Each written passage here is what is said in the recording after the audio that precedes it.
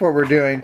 Had to build that up so that when you look at it, it has that look to it on the hood, comes up to the length that it needs to be. Of course, we have to build this part down here.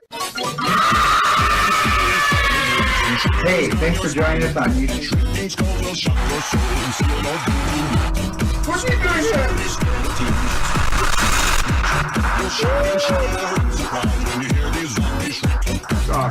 Oh, across the line, and my stick is shut on. Hi everybody, this is Brian Adams, and this is the latest on my Jeepers Creepers 1/12 scale truck that I am working on. In this video, you kind of see what I'm doing and how things are coming along with it. So, without delay, let's take a look at the video and see where we are this week, shall we? I had to step back. Okay, I was working on the hood. I was thinking, you know, it had a lot of dents and stuff. So what I did was I went and looked up for pictures of COE 1941 cab trucks that were in mint shape, that have been refurbished and or have never been refurbished, but were just painted new and everything. And so then I came up with the details of how to get this more like I want it. As you know, in this line right here, I had used a coat hanger, and what I decided to do was to get that shape. I don't know if, like I think I tried to show it to you last time. See, there's a slight bell shape there on the edge if you look. Okay. What I had to do was, moving on with the cab. Okay, so we have the doors that need to come in so desperately, because this hinge right here on the bottom by my thumb, that needs to line up with where this has to be cut. And this has to be cut somewhere right in here, and then go down, you know, come like this, and then come up. This has to be cut, but in order to do that, I need to have the doors on and to follow that line through. And so what I did was, I took the paper patterns that I had for the doors, I taped them to the cab. I made sure that, you know, the actual paper, this is actually a thicker paper. It's not like a regular paper, but it's like, oh my god, it's like 40 pounds or whatever, 30 pounds, I don't know, 20 pounds, I don't know. That's so vague. It's thicker than average paper. That's what I've been using. That's what I use for this part right here.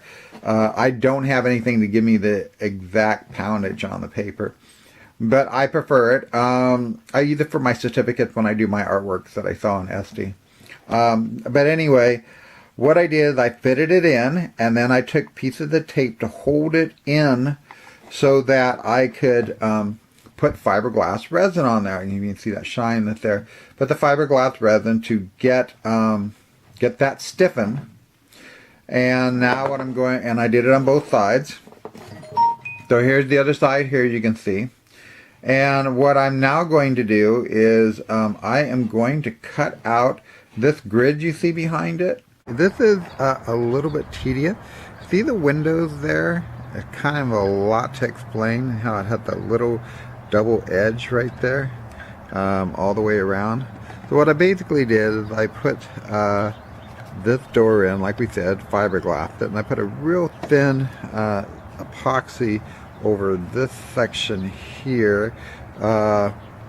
Then what I did is I came back and I put epoxy right inside here all the way around, and then on the other side I put a little 2/16 of an inch piece of paper around the window with a little bit of space to be able to put a window in there later. I haven't done anything with that part yet, but I'll show that to you in a minute. And then I came out when that dried, then I went and applied this epoxy here around the edge and got that done. I had to tape it because here's like a perfect example. See how it sticks out from the body?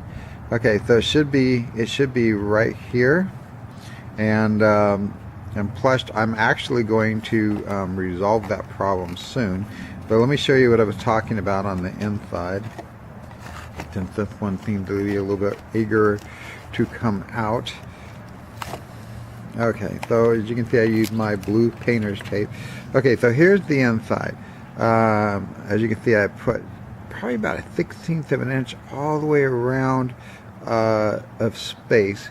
I glued that paper 2/16 of an inch, and then so that's actually to apply epoxy from here around to give it that roll look all the way around, which I haven't done yet because I've been working on getting this layering, and I'll have to come in. I've sanded it, as you see.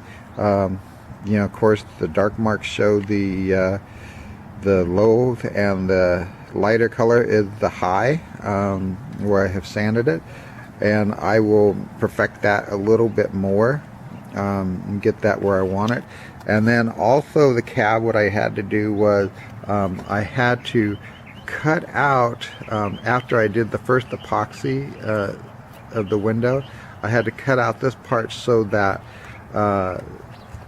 this part would, all of this is going to be coming out, which is I'm going to be doing next, but I had to cut that part out because I had to be able to fit this little frame part around the window in there. And also the cab, what I had to do was I had to cut out, after I did the first epoxy of the window, I had to cut out this part so that